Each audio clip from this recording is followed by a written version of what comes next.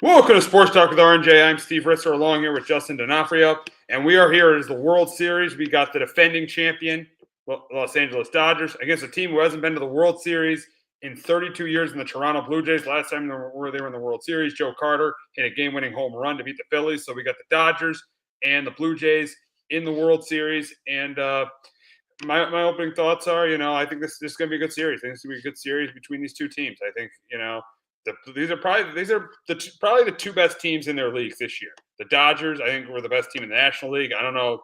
They had their issues with the bullpen in the regular season. They had starter shirt, but throughout the playoffs, they clearly look like the best team in the National League. And the Blue Jays were the number one seed in the American League, and they definitely played like it. So I think both these teams are very deserving to be in the World Series.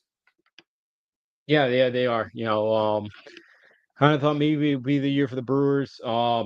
Unfortunately for them, they got swept. And yeah, the Dodgers had so much talent. They kind of the bullpen issues. They had starters out all year, but yeah, for them it was they just need for them the big thing was just October and get everybody healthy for then. And for the Jays, pretty much they got off to kind of a slow start, but yeah, by May, June, they kind of took off. And they've been playing pretty good baseball kind of ever since. So yeah, a team that I was kind of down on going the year, kind of felt like me giving up on that core guys, but they've had an unbelievable year, and yeah, they don't ever quit, and you saw that in the ALCS going out 2-0 at home and still finding a way to win that series. Yeah, they definitely did. Yeah, down 0-2. Well, last week we were sitting here, we're thinking, oh no, they could get losing five, and they ended up winning games 3 and 4. They lost a tough game 5. They gave up the grand slam to Suarez, but they ended up coming back, winning games 6 and 7, and now they're in the World Series. And it just showed you those games in July with the Yankees meant a ton because they won game, they won 6 out of 7 in the Rogers Center, and the Yankees and Blue Jays were tied, 94 wins for the division. That ended up being the difference. If the Yankees won one of those games, they would have been playing the division series in the Browns. Yeah, or even that one on Friday night in Miami where they blew the. I know the game you were at. The game you were at. Yeah. Yeah, the game They you were blew the at. lead Yeah. 3 times. Yeah. I know the All they game you need were is at. one of those games. The game you Yeah. were at. They Yep. had to win one of The game Miami. you were at. Yeah. Yep. Yeah. Yeah. Yeah. Yeah. That was costly for the Yankees and that to bid them. So yeah, we'll see how they do this offseason. But yeah, it showed a lot for the Yankees. Yeah, that they just need to win one. Yeah, because they came back. They were down 8-0, one game against the Jays. They took like a 9-8 lead. They still Yeah. lost. So Yeah. yeah, the Yankees Yeah. just Yeah. couldn't put them away. One of those games you flip, and yeah, maybe the Yankees are here instead of Toronto. But that's the what if game. Yeah, exactly. Exactly. And that's why the Yankees are home. And that's why the Blue Jays are playing in the series.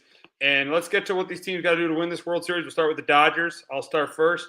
For the Dodgers, their starting pitching has got to continue to be great. Their starting pitching has been not just good, it's been outstanding. I mean, Snell and Yamamoto in the first. Yamamoto had pitched that complete game, like we said last week in the NLCS. Yamamoto, Ohtani was. I mean, we'll get to Ohtani's performance in Game 4. That was just ridiculous in Game 4 of the NL and the NLCS. And Glasnow was good in Game 3 too. So the starting pitching's got to continue to be great for them. Number 2, don't let Vlad beat you. Don't let Vlad beat you. You pitch around him. You pitch around Vlad as much as possible. He's hitting 442 with 6 home runs and 12 RBIs in this postseason. Do not let Vlad Guerrero Jr. beat you. That's another huge key for them.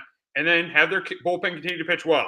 If their bullpen continues to pitch well and their starting pitching is good, they're definitely winning the series. They're definitely winning the series because their bullpen was the best it had been. In that NLCS, the bullpen was the best it had been. But I've also seen the bullpen really struggle, like in Game 3 of the NLDS against the Phillies. So their bullpen has got to continue to pitch well. So for me, it's the starting pitching, not letting Vlad beat him in the bullpen. What are your keys for the Dodgers to a World Series win? Yeah, mine. I'll start as well. Two, we're here with the bullpen. The bullpen, you're going to need big outs from them at some point this series. I know the rotation's been great, but the way the Jays grind out at bats, they're starting to get knocked out eventually. So their bullpen, their bullpen's going to have to get some big outs. And yeah, you mentioned it. They were really good in the NLCS, but it was a question mark during the regular season. Can they get those big outs in big spots? That Jays team 1 through 9 is impressive. Number 2 for me is that rotation as well. They continue to just turn out great effort so far in the postseason. I just talked about the pen issues, but they've hit their stride, that rotation right at the right time, and they can get a couple really good quality starts yet again. The Dodgers team's gonna be tough out. Number three was it's just shake off the rust early in the series because it's been a week off of baseball. The repetition we saw it, they did pretty well in between the regular season, the regular season and the NLDS. But you're playing a Blue Jays team that's got a lot of confidence right now. And look, they can go up there and bury them early. It's going to be tough for the Jays to get up there. So because that lineup hasn't totally gotten their groove like they did, like that, I think that lineup they haven't, when they all get in sync here, it's going to be tough to stop. Oh yeah, yeah, and the Dodger lineup it really hasn't really had to be because of how good their starting pitching's been.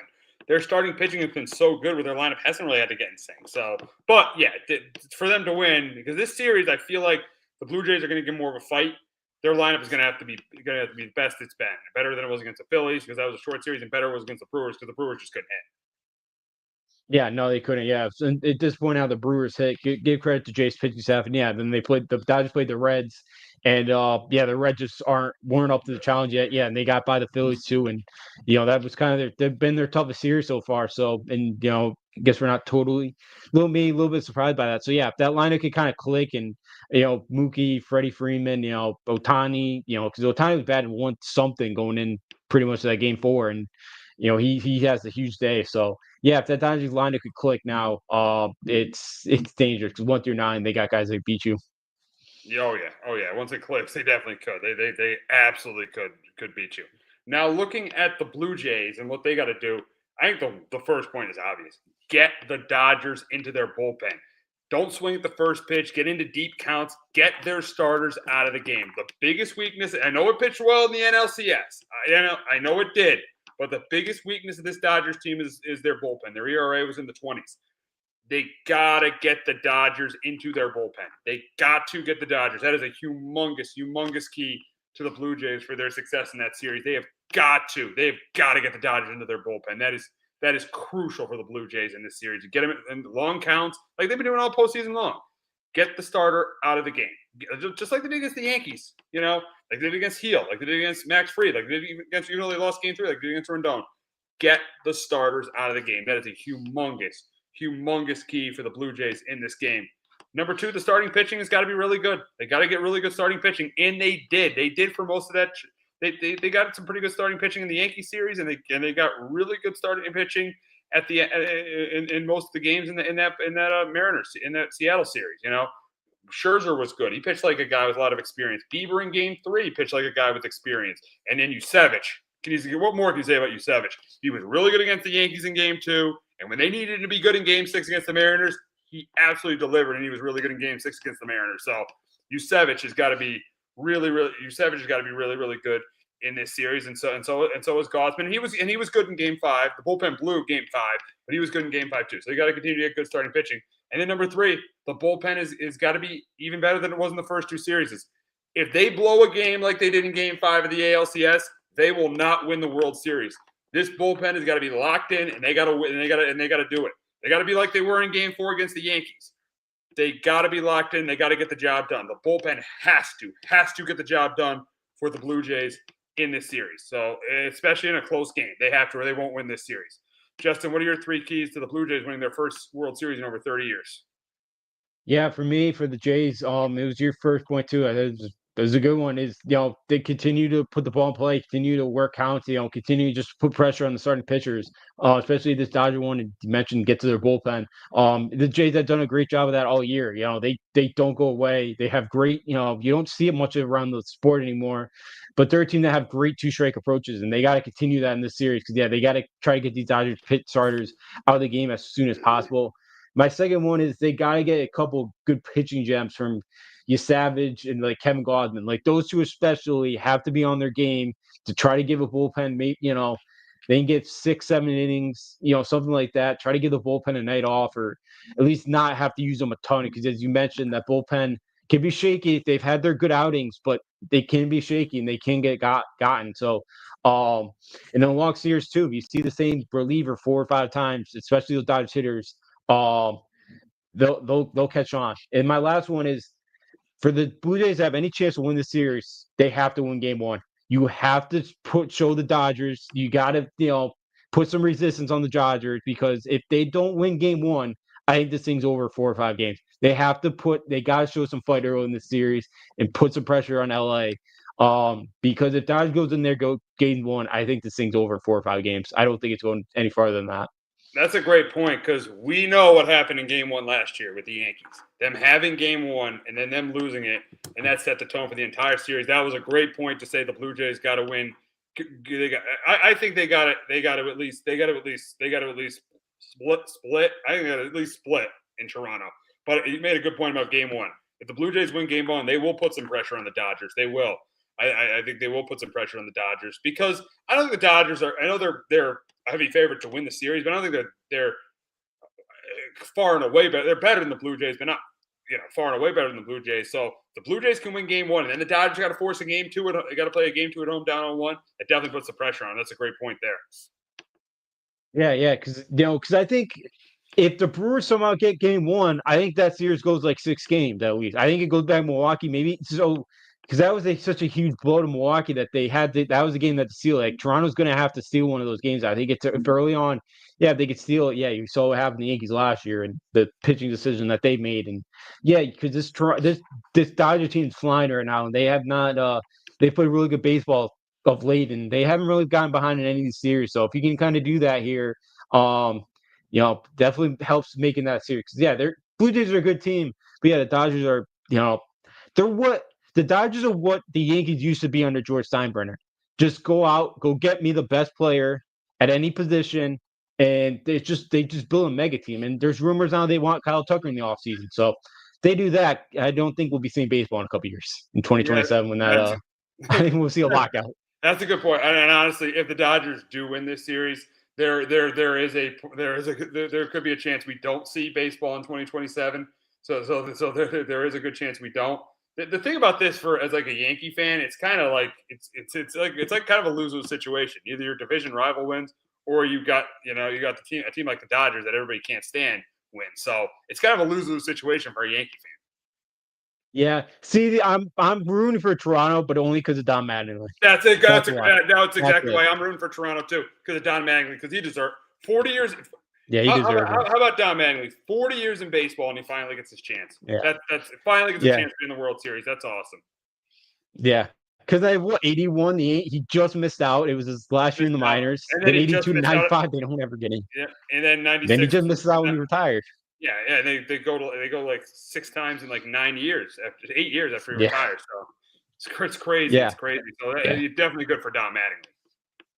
Yeah. So that's the only reason why I'm rooting for Toronto, just because of him. So maybe his last chance to get one. So yeah, be good for him to get one, because I think his contract's up too with Toronto. So I would assume they bring him back if he wants to be back. But that's the only reason. But I get what you're saying. Yeah, it's like you don't want Dodgers to win and be either the first repeat since the Yankees.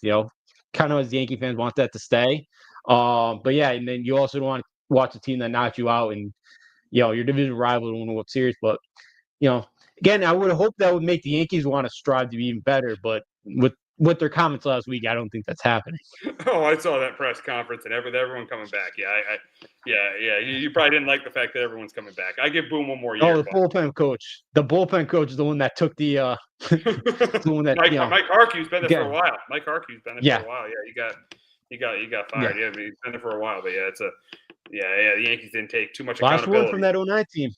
Last person. Last person. Now they're all gone, so they can't talk about past championships because no one's on that team anymore. Yeah. Nope. No one. So yeah. The poor Hartley unfortunately takes the scapegoat there. Yeah, exactly.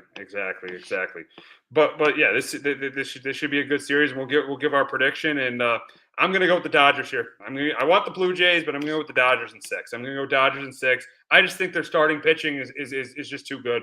I think that's the number one reason why. Their starting pitching has been excellent all postseason. I think it's going to continue to be excellent. I think a big reason why the Dodgers got the 3 seeds is because they just never had their rotation in line pretty much all season long. Now they have it in line. Now they have their rotation exactly the way they want it, and I think it's really going to help them. And that's why I got them in 6. I got the Dodgers repeating, being the first repeat champions of the 2000 Yankees. So first repeat champion in 25 years. I got the Dodgers winning the World Series over the Blue Jays in 6. Justin, who do you got winning it all? Yeah, I'm with you. Dodgers in 6 games. I just think there's just too much talent. I think up and down the lineup, the rotation, the way they're playing around, I just think it'd be a tough battle for Toronto to overcome it. Um, Toronto's been great all year. It's a team that has not gone away. They've been resilient, but I just think this week, I just think this series, I just think Toronto doesn't have enough here to go over the hump, and they just fall short of World Series. Yeah, I think so. I think so. I think they had a good year, but I think they fall short. So it should be an interesting series. But before we move off baseball, we got to talk about Shohei Ohtani's performance on Friday night. And really, was that the best postseason performance that we've ever seen? I think it was. To strike out 10, hit 3 home runs, that's ridiculous. That's unbelievable. There's no debate. Shohei Ohtani's the best player in the game. I don't want to hear anybody argue that he's not. He's clearly the best player in the game. I don't want to hear anybody argue that he's not. He's clearly is. The way he could hit, he could pitch. We've never seen a player like this, and he definitely showed it on Friday night. Yeah, he did.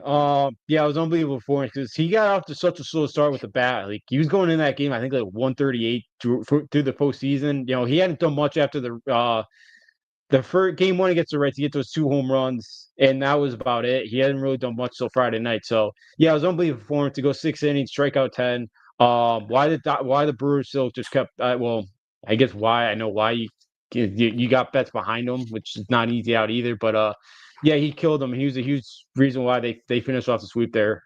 He was unbelievable. Yeah. I mean, yeah, he was just phenomenal. I've never seen a performance like it. And we just never. Honestly, I don't think we ever see an athlete just like Shohei Ohtani. I mean, it's amazing to watch somebody like him. He can pitch at a high level and he can hit at a high level. It's just, it's unreal. It's just crazy. It's crazy to watch. It's fun to watch. I mean, he's the guy. He's the box office player in baseball. He's the guy. If you want to watch anyone, I'm a huge Aaron Judge guy, but if you want to watch anyone, it's got to be Shohei Ohtani. Yeah, no, definitely. It was. I gotta see him. I gotta see him twice now. Once with the Angels, final year at the Angels, City Field, and then last year saw him at Yankee Stadium. So I think he had a home run at Yankee Stadium last year. He Yeah, broke the Nets game.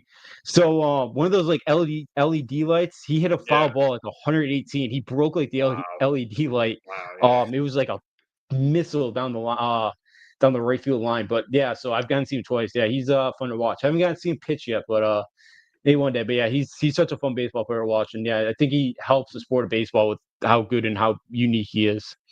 He definitely does. He absolutely does. I mean, oh yeah. I mean, because yeah, he's the guy. Yeah, he's the guy who drives ratings because he's just unique. You don't, and he's playing. And the good thing now is, I know the Angels were in LA, but now he's playing for a premier franchise. He's in the postseason. He's been in the postseason. He's been in the World Series last year. He's getting a lot more exposure now. And obviously, we knew how phenomenal he was with the Angels, but now he's getting so much more exposure being with the Dodgers. Yeah, he is, and yeah, because with the Angels scene with Trout, yeah, there's not, they weren't really ever contenders. It's amazing how bad they were, and yeah, now playing with the Dodgers, who's probably the second most recognized team in the sport behind the Yankees. Um, yeah, he's been unbelievable to watch. He's helped the sport. He's helped the ratings. I know, in Japan, he's such a big icon, and yeah, he's up there. Yeah, he's definitely on sport baseball. Good for the Dodgers. They found a loophole of the defer his whole contract, and they only pay that guy $2 million right now. It's just it's insane.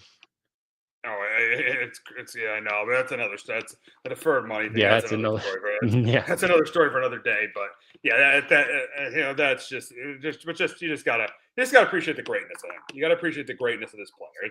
It's amazing, and I'm excited to watch him in the World Series. So it should be great. It should be a great World Series it should be a really good World Series between the Dodgers and Blue Jays. It should be very entertaining. It all starts Friday night in Toronto, and I think that's gonna help the Blue Jays. That's why I think they're gonna take a couple games in the series. I think that's gonna end up helping Toronto take a couple games, but at the end of the day, I think the Dodgers are going to win the series. We're going to transition over to college football though, and we got to start with another coach that was fired on a Sunday, and that was Billy Napier. And Justin, I got to get your thoughts on this. What are your thoughts on the Billy Napier firing? yeah. I think we all saw this coming. He knew it was coming too because on the field Saturday night after the game, I guess he's never done this. He was taking pictures with his family on the field. And he was also very emotional at his press conference. So I think he knew he was done. Look, his biggest downfall is he had an OC, but he always wanted to call plays, and he wasn't great at play calling, and he never gave it up. And that was a downfall. He's a pretty good recruiter, but like just teams never, they've had some talent, haven't lived up to it. So, um, that South Florida game pretty much did him in. So I'm not surprised. It was time. Um, and we'll see where they go from here. But yeah, Florida's kind of a unique spot where they want to get back to national championships. But it's the SEC is harder now when you got Texas and Oklahoma involved, and the no division either makes it harder because they could kind of win the East out, just them in Georgia. So it was probably it was the right time to move on. I was a little surprised they did it after a win. Why did they do it after a win? I was a little surprised. Going into a bye, Yeah. they should have lost. From a TV camera, it looked like Mississippi State hit a field goal, and they said it was no good. So I could be wrong, but they kind of got fortunate. So, there's been a couple other teams that fired the coach after a win against Mississippi State before. So that's why I think they just before bye get hopefully a re-energized team go play Georgia. That last year they played tough against, but Beck had I think 4 interceptions that game. Yeah, they did play tough against Georgia last year. I'll give you that. But yes, still though, yeah, to me it is a little surprising they fired him after a win. But he was expected that he was going to get fired. Now, who would be your top replacement? I would say Lane Kiffin. I think it's going to be Lane. I'd make a run at Jeff Brom up in Louisville. I think you saw it again on Friday night. That guy just so good at scheming up stuff. He gets his teams fired. He's really good with the quarterbacks. I go with Brom, but I do think Lane's going to be their guy. That's what all the Florida fans want. I don't mind Lane. He's not serious, coach. Like he was posting a picture, I guess, Saturday morning, him doing like hot yoga or something. It's just he's not serious. Yeah, that's the only thing. But yeah. I wouldn't be shocked if it's him. I think he's gonna get it. The other guy to look out for is Jed Fish at Washington. He's an alum. I guess he's still very kind of close to the program. That's another one I watch out for. But I think it's gonna be Lane. I go for Jeff Brom, but Jeff Brom, Louisville's his alma mater, so I don't know. He might be happy there. Yeah, we'll see. Louisville got a big win last week against Miami. That was a huge win against number 2 Miami. Same night where Shohei had the big game. Louisville had that huge win against Miami there. So we'll get started with this with the slate of games this week. We'll start with a matchup in the SEC between Texas A&M and LSU. And I think this is a close competitive game. And I think Brian Kelly hands. I know I got to stop. If they lose this game, I got to stop picking Brian Kelly because I picked him last week, but. I think LSU wins this one. I think they win it close. I got LSU 24-20 over Texas A&M. But Justin, can Marcel Reed and the Aggies stay undefeated? Yes, I got the Aggies here in this one, 23-20. Quickly, I'd like to rant about the AP poll. Gotcha, Why is LSU still in this thing? They're not a top 25 team. How do they survive? Tennessee survived. Those two haven't beaten anybody. But Texas Tech dropped 7 spots when they lose with a minute left on the road to the defending Big 12 champions with a backup quarterback. And they dropped 7 spots. Like, come on. I'm done with the 15 SEC teams. That's why I can't take the AP poll serious anymore. It's a joke. It's such garbage. But you're not happy. You're not happy. Now. Yeah, you're not an AP. I know you're not an AP poll guy for years. No, I barely look at the thing. I get so annoyed by it. There's too many voters. You probably have your own rankings before the college football playoff. Yeah. I put some more group of 5 teams in there than that should get some more awareness from 8 people. You are an advocate for the group. You're a big advocate for the group of 5. I'll give you that. I am, and I'm a big advocate for the mid-majors college basketball. I love those types of colleges. But yeah, going back to this game here, it's a Saturday night at Death Valley. Brian Kelly's lost one of these games. LSU's awesome in these types of environments. But I can't trust this LSU offense anymore. Actually, LSU, Texas, and Oklahoma are all the same team. Unbelievable defense, but their offense is just it's unwatchable. All 3 of those are the same. I'm going to take Marcel Reed on the road here. LSU can't run the football. Their offensive line isn't great. I think A&M's going to get after Garrett Nussmeier, who did look a bit healthier last week. I will give him that. But I just think A&M's just a bit better of a team. I like Casey Concepcion, Mario Creamer at the wide receiver spots of the Aggies. And if the Aggies win this game, I don't know if you've seen their schedule. They punch their ticket to the Really? Oh, they'll wow. punch their ticket to college football playoff. What do they got coming up after this?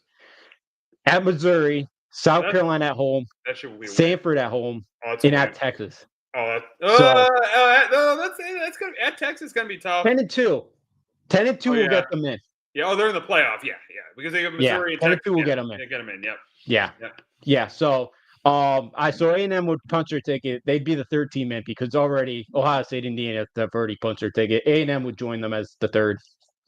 Yeah. I mean, I can see that because the two games they got with Missouri and Texas, they should win those. So should be an interesting game in Death Valley. Saturday night's always tough there, so we'll see what happens. Now, interesting matchup in Norman as Ole Miss trying to bounce back from a loss last week heads to Oklahoma to face Oklahoma. And I know Oklahoma's a favorite, but I'm going Ole Miss here. I'm going with Trinidad Chambers to win this game over John Mateer. I'm going Ole Miss here in Lane Kiffin. I got Ole Miss 27-24, but Justin, can John Mateer and Brett Venables get Lane Kiffin his second straight loss? Yeah, I'm going to take Sooners in this one, 27-21. Wow. Oklahoma, yeah. Yeah, Oklahoma hasn't had these big time October conference home games in quite a while. I think that crowd's me fired up. John Mateer, I can't totally trust him. He's going to make his mistakes. But in this one, I'm going to trust the Oklahoma defense to make enough stops in this one. I think they can get after Trinidad Chambers, who under pressure has made some good plays this year. But I think Oklahoma will force a turnover too. And I think Oklahoma with those short fields, Oklahoma, when they get the ball towards the red zone, they do punch it in for touchdowns. I think they do that again, and I think that's the difference. I'll take the Sooners here at home. I think Ole Miss defense is all right, but I do think Mateer makes enough plays here. They get the victory. Whoever thought we'd be saying this top 15 matchup in Vandy between Missouri and Vanderbilt, and you got the two quarterbacks, Boper Buell against Diego Pavia. But I got to take Diego Pavia. I think Diego Pavia continues to stay hot. I'm going with the Commodores here. I got Vandy 31-28 over Missouri. Yeah, I got the Commodores as well here, 30-27. First time game day is going to be there. I was kind of hoping they're going to Brookings for. Wow. Where'd you want them to go? I was hoping they were going to. Vandy's a good spot. Don't get me wrong. I was hoping they were going to Brookings for North Dakota State, South Dakota State, 1 versus 2 at the FCS level. Please. That's going to be a great game Saturday night. Oh, you're going to be glued to that I'm game? excited. You're going to watch that more than the World Series? Yeah, there's not a lot Saturday night. You're going to watch that more than the World Series? No, I'll have it on. I got YouTube TV. It'll be like in the quad box. They'll all be in the quad box. Gotcha. But you got so what is this? This North Dakota State against who? South Dakota State. So they're the 1 and 2 teams in division. Great rep. Yeah, the top 2 teams at the FCS level. Yeah, I don't know about going at that. I don't know about going to that. They've gone to Fargo before. I know they have. But is it in the Dome? Is the game in the Dome? No, South Dakota State. They got it. It's they actually play outside. It gets very cold up there when they host games in December. Yeah, the playoffs. So so give them credit for that. But yeah, so going back to this one, it's going to be a cool environment that Vandy's going to get game day. One of the few ones that's Power 5 level or Power 4 level that haven't had them there before. But how does Vandy do now? Coming off another big win, they didn't storm the field last week. The first time since the 40s are ranked at the top 10. That's another thing. If I was in a coma 2 years ago and I woke up this week, and if you were to tell me Vandy, Indiana, Georgia Tech would all be in the top 10, I'd call you crazy. Like it's insane where these programs are at right now. Clark Lee's done an unbelievable job. Penn State or Florida should make a run. I don't know if he'd lead, but he would be a great hire. But he did go to Penn State, or he did go to Vandy, Clark Lee. But I think in this one, that Missouri offense hasn't looked the same with the ground game. The last 2 games, Ahmad Hardy's only averaged 55 yards a game. The first 7, he averaged 158. So as the teams got tougher, he slowed down a bit. But in this one, Boba Buell, I don't think is going to beat him through the air with his arm. I do think Diego Pavia makes enough plays, and I'm going to take this Vandy team to win yet again. It's still saying the SEC race here. Give me the Commodores at home. Already SEC matchup in South Carolina between Alabama and South Carolina. And it's going to be – I think this game Alabama's going to win. I think they win it by 2 scores. I think Ty Simpson plays well. They force a couple turnovers from Lawrence Sellers. I got Bama 31-17 over South Carolina. Justin, you got Bama continuing to roll as well? Yeah, I got the Tide here, 27-17. Shane Beamer's hiring Mike Shula is going to get him fired this year. He's been bad. The offense has been bad. Sellers hasn't taken that next step. I'm worried here a little bit about Alabama having these letdown because that's what kind of been Boer's Achilles here. heel here at Bama because Bama 2 is coming off 4 straight weeks where they beat top 25 teams. So how do they do in that one? I could see a slow start here from the Crimson Tide, but I think they take care of business. I love the way Tyson's is playing. I think they carry the momentum again. Go to Columbia, get a win. All righty, we got a matchup in the ACC between Virginia and North Carolina, and I think Virginia wins this. I think Tony Elliott wins this game by a couple scores. I'm going 31-17. Virginia over North Carolina. I think North Carolina with Belichick is just not working out. It's just not working out. I think Belichick falls to 2-5. But Justin, can Belichick finally get a win? Can he finally get a win? It's like get things turned around in North Carolina. No, I'm with you here. I got the Cavs 34-20. They should have won last week. They filmed the red zone with like 5-ish minutes left. So they fumbled against Cal. Yeah. Yep. So they had that won last week. This offense is still, their offense is still one of the worst in the sport to watch. And I really like the way Shane Lamorth is playing. He's been protecting the football this year. I still don't know how good Virginia is. But I still think, they go in North Carolina with their offense. I don't think North Carolina getting many stops. Give me the Tar Heels to go down 34-20. Would be a positive if it's still a close game at halftime for the fans and they don't empty out. All righty, we got a Big Ten matchup in Bloomington. 2 hot teams. UCLA's won 3 in a row after an 0-4 start, and after firing Deshaun Foster, and now you got them facing off with Indiana, who's number 2 in the country. I think this game is but I think Indiana cruising in this one. I got them 38-17. I think UCLA comes back down to earth this week because I think that Fernando Mendoza throws 4 or 5 touchdowns. I think Nico throws a pick. I got Indiana 38-17. But Justin, can Nico somehow pull a crazy upset at Indiana? No, I'm with you. I got the Hoosiers 38-13. Early body clock start for UCLA. Tim Skipper's done a really good job as the intern head coach. Nussmeier's son. Guy at Fresno. Neuheisel's son's done a really good job too. Yeah, the OC. So you want to know something? Yeah. Do you know how Mora was at UCLA too? Who? Mora.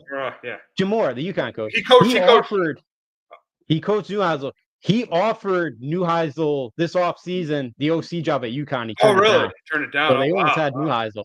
Oh, yeah. Wow. UConn's offense, Joe Fiano. Playing well. They're playing well. Yeah. Nice win against Boston College this weekend. It's always nice to beat those guys. Yeah. Neuheisel was almost at UConn this offseason. But Nico's played better, and Neuheisel's done a really good job of using his strength, which is his legs.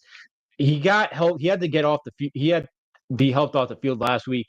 In Indiana's defensive line, I think he's going to get after Nico. He struggles when it's under pressure. I think the Cinderella story here for UCLA, who still controls their own destiny, crazy enough, after losing New Mexico, which that's who New Mexico should hire, or Wisconsin should hire the New Mexico coach, Jason Eck, the former offensive lineman up there.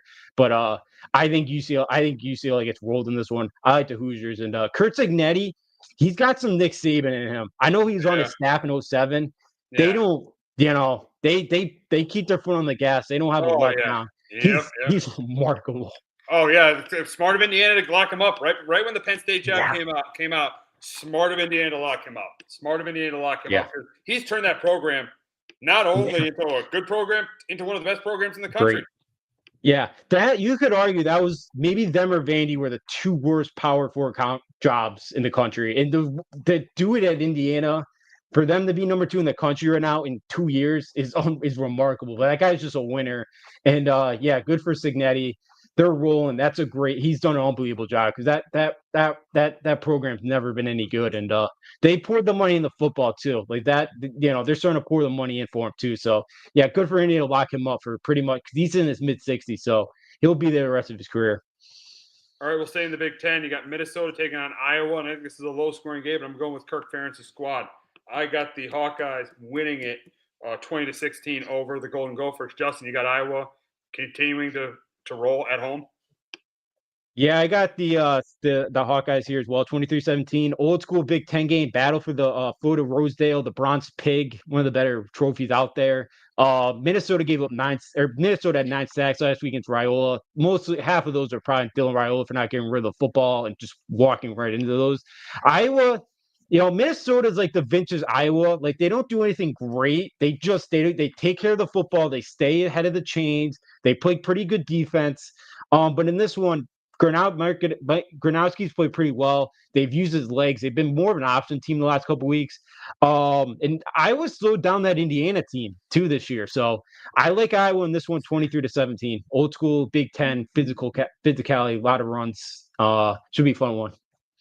All right, we'll see what happens there between those two. We got a matchup in the Big 10, in the Big 12 between Iowa State and BYU, and I think this is going to be a competitive game, and I'm going to go with the Cyclones here. I think the Cyclones hand BYU their first loss, 24-21. Justin, can the Cougars stay undefeated in Ames?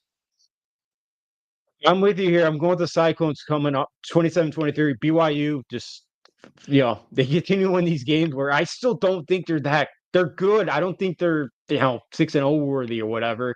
Coming off a big rivalry game, Iowa State coming off the bye. I know they're banged up, but in this one, Iowa State, I'm hoping they get back Dom Orange or their best defensive tackle, because if he can't, I could see BYU just running all over Iowa State in this one. But I trust Rocco Beck. I trust that offense to make enough plays against this BYU team, and I will take Iowa State here at home coming off a bye in a letdown spot for BYU. All right, another matchup in the Big 12. We got Baylor and Cincinnati. I'm going Cincinnati here, 27-20 over Baylor. Yeah, this is going to be an old school Big 12 shootout here. I got 38-34. Wow. Bearcats. Brandon Sorsby should be in the Heisman discussion. 17 touchdowns, 1 INT. He's played really good football this year. Sawyer Robinson's another one of a really good quarterback as well here. Homecoming for Cincinnati on Saturday. They're 20-5 since 2000 on those days. So as long as Sorsby checks the football again, I'm going to go with the Bearcats this one. I trust their defense a little bit more than I do Baylor's. Matchup in the SEC. Texas heads to Starkville to face Mississippi State. I think it's close, but I'm taking Arch Manning's squad. I got them 27-19 over the Bulldogs. I'm going to take the Horns. I'm very concerned. I want to pick Mississippi State, but I got Texas 20-16. They should have lost last week against Kentucky. Their offensive line is brutal. They can't run the football. Arch Manning deserves some blame, but it's not all on him right now. Their defense is phenomenal. I think that's why they win this football game. Jeff Levy in that offense, they can't stop the run, but I don't know how well Texas will run the football on them. And their pass attack hasn't been as good as I thought it was going to be in this one. So I think Texas defense is yet again the reason why. Because Kentucky out-yarded, I think, by double the amount of yards than Texas last week. So I think Texas finds a way to get out of this one, but I wouldn't be shocked if we get an upset in Starkville. All right, we got a matchup in Lexington between Tennessee and Kentucky. And I think this game is another close one, but I'm going with Joey Aguilar's squad. I think they bounced back from last week, and they beat Kentucky 31-24. And is Mark Stoops the next coach is going to get fired because Kentucky just continues to lose? Yeah, I guess they have the money for his buyout. I didn't know if they would, but I guess they do. So I wouldn't be surprised. They might wait to the end of the year because he's done a pretty good job there through the years. But yeah, I think he's on his way out. I got the Vols in this one as well. 30-23. Joey Aguilar, that turnover right at the end of the half last week that turned to 99 pick six for the Tide, kind of turned the game. But Aguilar turns the ball over a lot.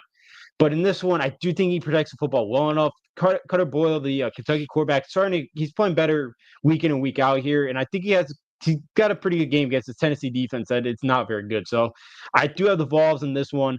But I think Kentucky keeps it close. All right, got the Battle of Michigan in East Lansing on Saturday night between Michigan and Michigan State. And I think Michigan controls this game on the ground. I think Haynes has a big game on the ground. And I think that Michigan State turns the ball over a couple times. Michigan's clearly the better team. I think Underwood plays well too. I got the Wolverines beating the Spartans 34-17. But can the Spartans ruin the Wolverine season? If Mark D'Antoni was coaching, I would say yes, because they're always going to keep it close under him. But I got the Wolverines 20-13 here. Playing for the Paul Bunyan Trophy. Sparty's lost all four of the Big Ten games by at least 10 points.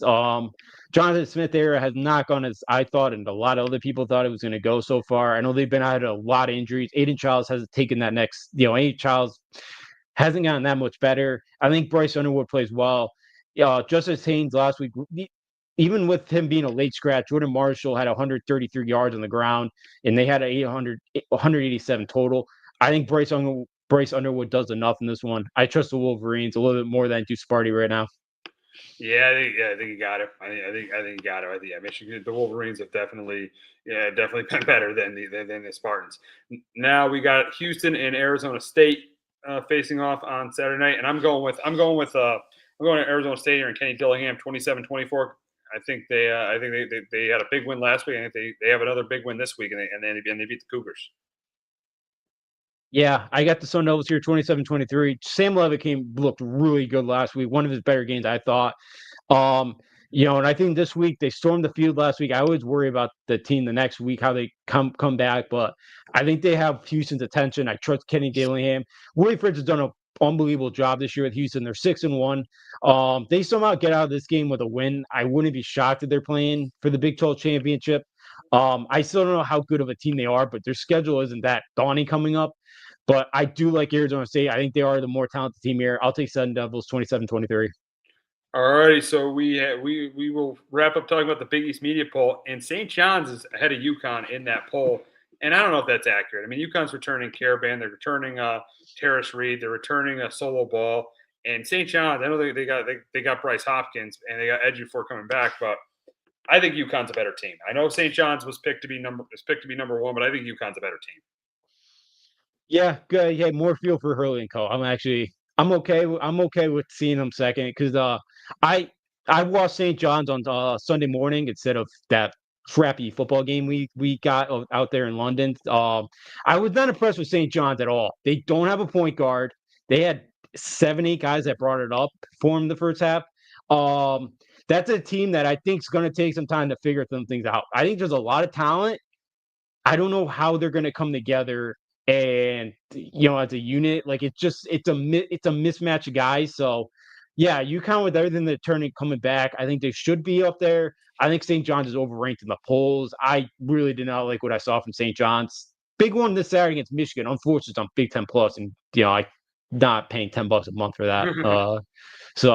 But yeah, I would put UConn up there number one in the Big East. I think they are a more talented team, but yeah, I think it's a little bit of the Patino effect. So look, he's an unbelievable coach. He'll probably get him to play great basketball if they were in March, but the roster construction is just it's questionable. And who they play on Sunday? Towson. I watched the replay. They played Saturday afternoon. I just watched Towson's not deep. They don't have a ton of shooters, but very good coach, Pat Scarry. They were down 8 at the half. St. John's went 21 points, and they sped Towson up in the second half, and they got a lot of buckets in transition. Their half-court offense was bad. Yeah. I think UConn should be number one. I know it's the Patino effect. I know they won the Big East last year, but they also lost RJ Lewis. So and that was the Big East Player of the Year, who Patino benched in the second half of that game. So yeah, I think UConn should be number one, but we'll see what happens when the season gets going in a couple weeks. But that's going to wrap up this edition of Sports Talk with RNJ. For Justin D'Onofrio, I'm Steve Risser. We will be back next week talking about Week 9 of the NFL season, the World Series, and Week 10 of the college football season. Have a great weekend, everyone.